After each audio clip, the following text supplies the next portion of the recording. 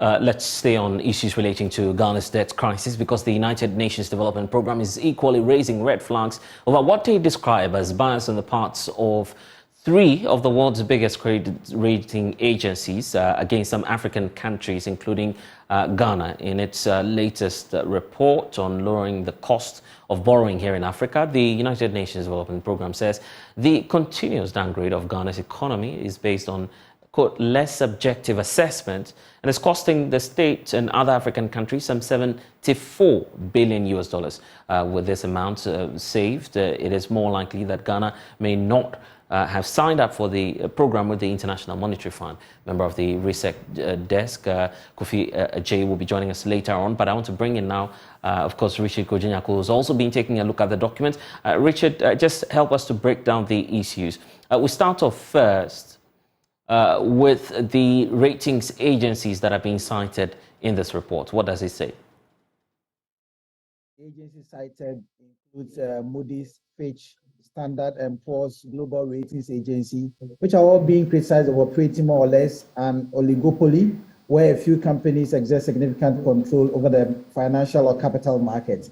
And so these credit ratings agencies, according to the report, have a significant impact on countries' ability to access and raise capital in international markets, and also provide information to investors and about the risks and opportunities associated with a sovereign borrower. We know that the president for some time now has raised concerns over how Ghana is being shut out of the international market because of this alleged bias.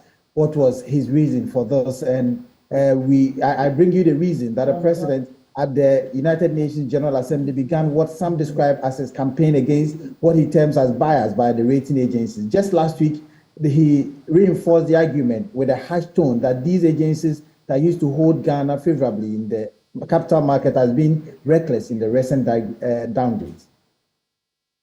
Comfortably and convincingly say this. As the AU champion for African financial institutions and leader of a country which recently had to deal with one of the most difficult periods in its post-independent history, difficulties which were exacerbated by the reckless behavior of rating agencies that engaged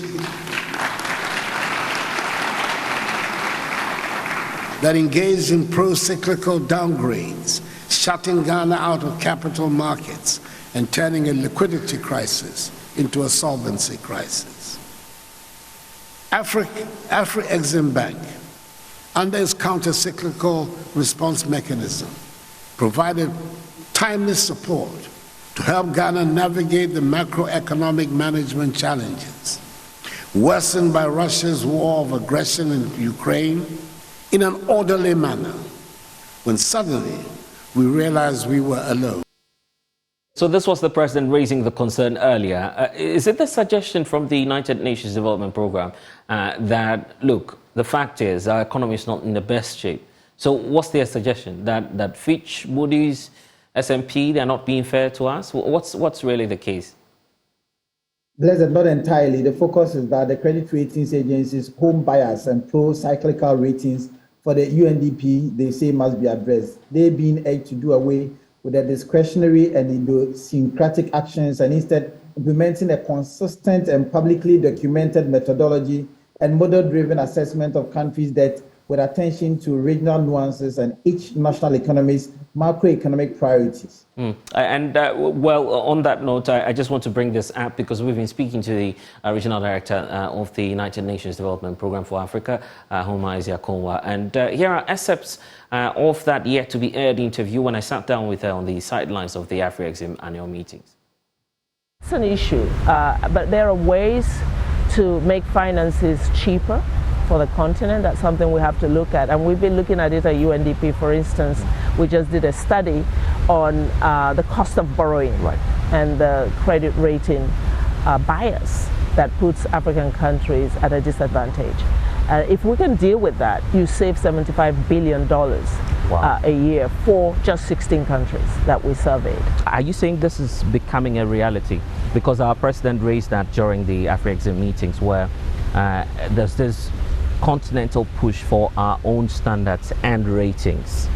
Is that the solution to the problem? That's part of the solution. I mean, you will always have to participate in the international rating agencies, because they have a standard. Because we can't do without them. Exactly. Yeah. But I think that you can influence how they rate Africa, and it comes back to perceptions.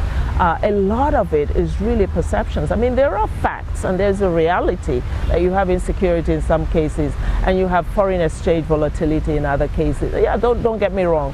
There are reasons why all of these ratings are as bad as they are in some cases. But, it's not taking into account all the data, and it's also not always objective.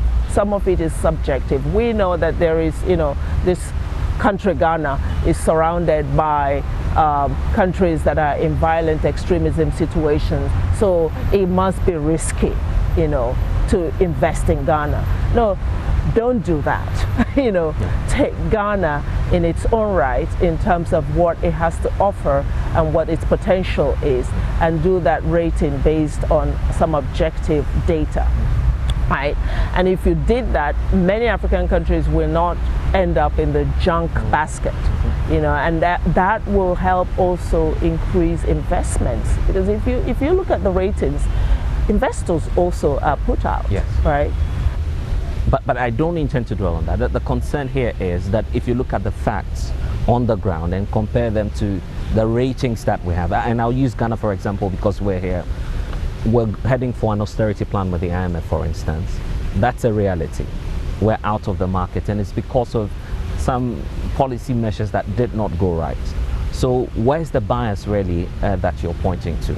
Well, if you look at and the credit rating agencies themselves will also tell you that they could use more data that is available elsewhere, and that's what we're proposing. That there's econometrics data that sometimes is not factored in. African countries themselves need to pay attention when they are rated. They need to review the reports, and they need to put some resources into ensuring that they bring all the information that's required. That could perhaps influence where that rating goes. So there are things to do to reduce the bias in the rating. There is bias in the rating, we've established that. But there is also a problem with Africa's policies and policy orientation. I think we're talking more and more about policy sovereignty, that we need agency in the policy environment. We need African countries that are able to own their own policies and be accountable for it. So you're accountable to your people in terms of what regulations and policies you're adopting and how they're impacting the lives of the populations, not accountable to someone else out there, right? So yes, it's a balance. Let's feed. Well, let's open up the conversation. Joining me now is an economist with GCB Capital, Carrie Botti, to analyze this whole conversation. Carrie, thanks for your time. The point about how Africans or African economies are treated on the capital markets has come up again because of this interview, which is based on the survey conducted by the UNDP. First off, do you hold the view as well that there's some sort of cyclical nature by which we find some of these ratings agencies going about their assessments of countries such as Ghana? Well, good afternoon to your listeners. I see a lot of reasoning and the argument being advanced by the UNDP rapidly. It is the case, and it's a first argument, that often contagions in the region and not necessarily that country in question would actually be used in rating this country. For example, she made an important point about the security threats around Burkina Faso, Mali, and places like that, which also surround Ghana, and how that could feed into, if you like, the political stability assessment of the country. The reality is that these agencies follow a model. And I am all for transparency, publishing these models so everybody get to see what goes into these models, the weight assigned to each of those categories, and then we can all be at peace with the ratings that come up. But that said, the African region, Ghana, and the many other countries surrounding, look at even Nigeria, for instance, with all of their economic power, oil, and all of that, they are still in a debt situation that is not palatable. They are still having FS crisis that until this current government, they were operating this multi-layered system. That means if you are a foreigner invested in Ghana and Nigeria, your exit from the Nigerian market, if you so wish, is not easily, you cannot easily execute it because of the controls in place, really. You look at our country, Ghana, who would have imagined the level of depreciation we saw in 2022? And it has been the case, not even to the same magnitude, but it has been the case of currency weaknesses year after year in Ghana, really. So it tells you that there are peculiar risks in our country and in our continent, really. That would mean investors would have to be cautious if they have to take the risk, which probably may not exactly be the case with some very advanced countries, or even if in developing countries, they probably might not have the same profile as us, even if things are not exactly rosy in those countries. So I am for looking at countries in isolation and their peculiarities to rate them. But the fact again is that if you argue it's unfair, it is partly right, but there is also equally good justification for why they would rate your countries the way they rate them, because the losses investors took in Ghana in 2022 and even in this 2023 cannot be quantified. And I beg to differ with the president that it was purely a liquidity crisis. Yes, liquidity crisis to some extent, but there is also insolvency crisis at some point, really. These are things, so we must put the picture holistically before we make the argument. So yeah, she makes a lot of a very good argument, which I'm broadly aligned with. But I feel the country risk, the regional risk, and things like that are also quite enormous. And as investors who are looking for the safety of their money, the ease to repatriate those monies if the need be, and then your ability to make decent returns, you may be concerned about what rates are on offer given the risk you are taking. And so you won't fault them a lot for the kind of rate they demand on our bonds. But we're still paying the price for it, isn't it? $75 Definitely. billion in all. Definitely, and that is per the estimation, really. 75 billion is a lot, but it's also a good argument for macro prudence.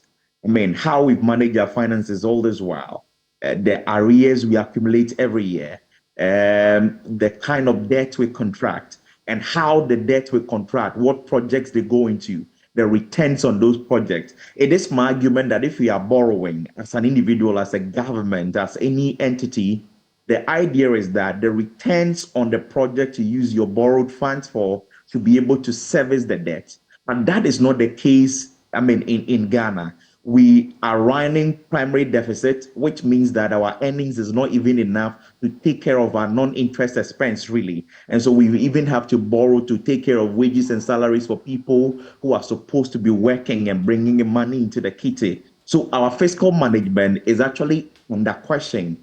And these are reasons we must look at it, more holistically, and find ways of streamlining our expenditure and our expenses in general, our fiscal framework in general, so we could manage our revenue and expenditures better.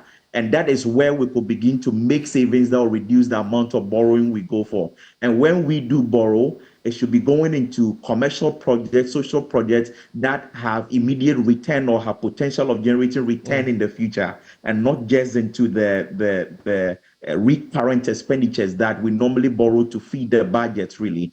I think it's not appropriate. So while we chastise these rating agencies for bias, we should also look inward for the things we haven't done right, the reason they are biased against us. All right, and just before we go, is it the case that you do not subscribe to the recommendation, for instance, the need for all these global rating agencies to publish clearly what their format or template is in terms of either objectivity or subjectivity, what they are on the lookout for? Now, I'm fully aligned with that recommendation, and I actually made that point from the beginning. Transparency is key, so let all know what goes in where. And that is where I could independently get up and criticize the fact that I think your country risk score, maybe political risk score, is unfair. I think maybe your regional risk score is unfair.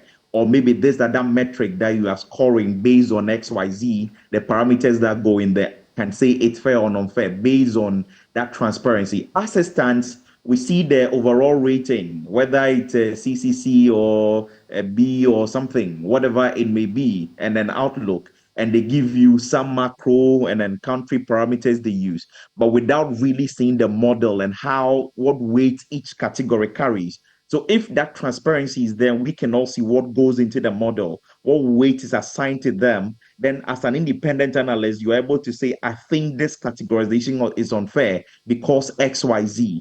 But then, as it stands now, we do not know what weights go where, and so it leaves it open to some of these criticisms, really. And don't get me wrong, I agree that there is some unfair treatment towards Africa, and of course Ghana and places like that. But I also think that it's my considered view that we have played a big part in that bias against us, which is something we must begin to correct. If we entrench fiscal prudence, if we entrench good fiscal management principles, really, and we are not running the size of deficits we are running, or we are not spending the loans the way we spend them that do not generate so much in returns to service some of these debts, perhaps they might begin to look at us in a more positive light. Courage Buti, an economist joining us on the polls here. Thank you for your time.